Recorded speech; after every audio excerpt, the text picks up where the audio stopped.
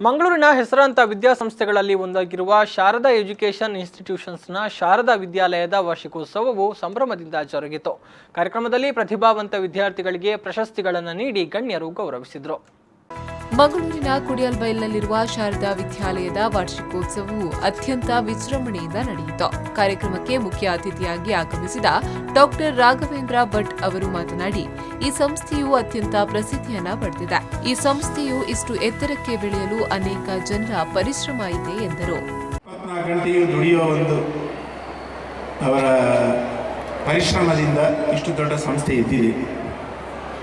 ಪುರಾಣಿಕರು ಸ್ವಲ್ಪ ಅವರ ಆರೋಗ್ಯವನ್ನು ನೆಗ್ಲೆಕ್ಟ್ ಮಾಡ್ತಾ ಇದ್ದಾರೆ, ಇದಕ್ಕಾಗಿ ಒದ್ದಾಡಿ, ಅದು ನನಗೆ ಗೊತ್ತಿತ್ತು.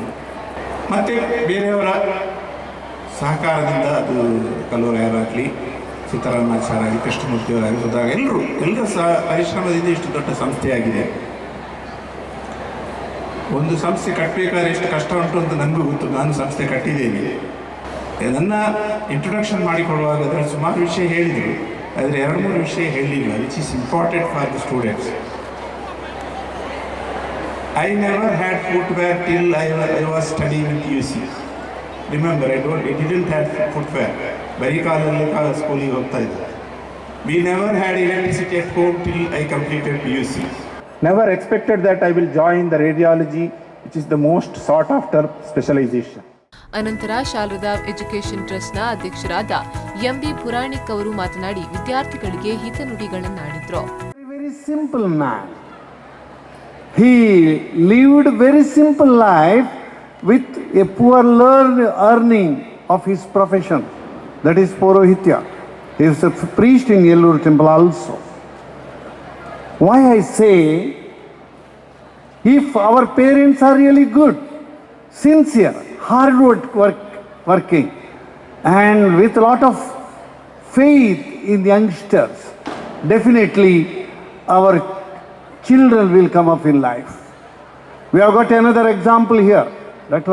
Aditya Marla, grandson of Dr. A.J. Shetty, son of his mother, father, both are doctors in A.J. Medical Hospital. I have seen his mother as well as his father in a close view.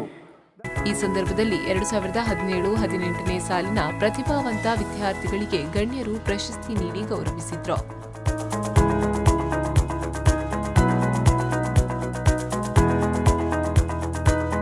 ಈ ವೇಳೆ ಮಕ್ಕಳ ಸಾಂಸ್ಕೃತಿಕ ಕಾರ್ಯಕ್ರಮವು ಅತ್ಯಂತ ಸುಂದರವಾಗಿ ಮೂಡಿಬಂತು.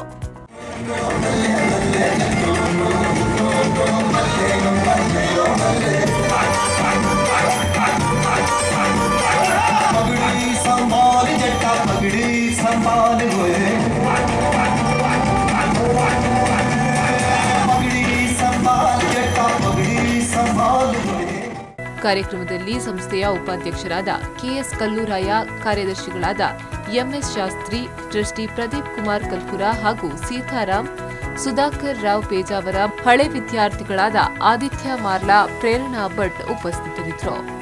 Aditya Rao, ವಿ4 news 24/7 Mangaluru.